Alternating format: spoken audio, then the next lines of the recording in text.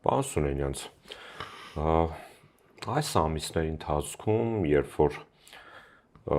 աշխարհը կանգնած է այսպիսի փորձությունների առջև, երբ յուրաքանչյուր բանական մարդ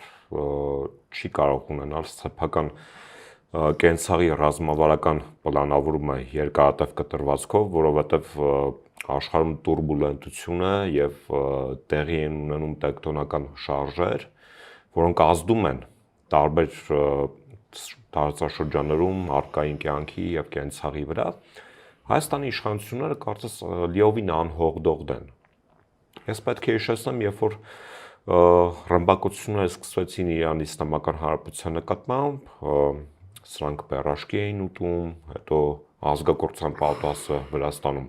թմբուկ էր խփում, դա էլ այն օրերն էր, եւ պարզվեց, որ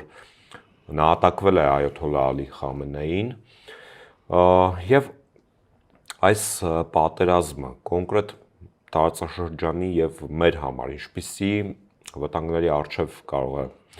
կանգնեցնել, որովհետեւ խոսք է գնում Միացյալ Նահանգների կողմից, որ տարբերակներից մեկը, հա, Իրանի ոչ միայն ծովային, այլև ցամաքային բլոկադայի մասին։ Հիմա տեսեք, նախ Չեզոքության քաղաքականությունը այս պարագայում ճիշտ է, բայց իշխանության քաղաքականությունը դա չի իհարկե։ Ինչի է ճիշտ, որովհետև Հայաստանը որևէ դերակատարություն չի կարող ունենալ այդ գլոբալ հակամարտության ոչ գործընթացում, ոչ էլ միջնորդական ջանքերի առումով։ Բայց դրական չեզոքությունը եկեք չխառնենք անլրջության հետ։ Երբ որ հենց դրա մասին եմ դու նշում։ պիտի ռիսկեր կառավարես, բայց դու պերաշկին փորձում ես անվտանգության բաղադրիչ ներկայացնել, հա, կամ կուկուրուզ, ասում ես, այնքան լավ ենք աշխատել, որ հարևանների մոտ ցնցումների ֆոնին կարող ենք մեզ այս թույլ տալ, ակնհայտորեն այդ վիճակը չի մեր մոտ, որովհետև այս հակամարտության տարբեր սցենարներ կարող են էական ազդեցություն ունենալ Հայաստանի վրա, ընդ որում գոյաբանական ռիսկերի առաջացման տեսանկյունից նույնիսկ։ Տեսեք, մի սցենարը, որը բարեբախտաբար էս պահին քիչ հավանական է, դա Միացյալ Նահանգների եւ Իսրայելի հաղթանակն է, որը անմիջապես վտանգի տակ է դնելու Հայաստանի պետականության գոյությունը, որտեվ եթե գնա նման սցենար եւ Ադրբեջանն էլ Միացյալ Նահանգների ու Իսրայելի դաշնակիցը լինի, Իրանին պարտության մատնելու ձեռքերը բացվելու է։ Բացվելու են եւ ասենք Սյունիքի զավթումը դառնալու է ժամերի խնդիր։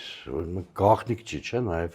Իրանի Իսլամական Հանրապետության դիրքորոշումն է մեր անվտանգության կարևոր բաղադրիչը։ Իդեպ Էրդողանը բազմաթիվ անգամ նշեց, որ այսպես կոչված Զանգեզուրյան միջանցքի հարցով Հայաստանի հետ իրենք խնդիր չունեն։ Խնդիրը Իրանի մասնակիորեն նաև Ռուսաստանի բնականաբար կամ ռուս-իրանական տանդեմի է հարցում։ Հիմա տեսեք, այդտեղ այդ մի սցենարն է։ Ակնհայտ է նաև, որ եթե այս ստատուս քվոն է մնում, թրիպը թաղում է մշուշի մեջ, առնվազն թրիպը այն խմբագրմամբ որ ստորագրվել է Վաշինգտոնում օգոստոսի 8-ի,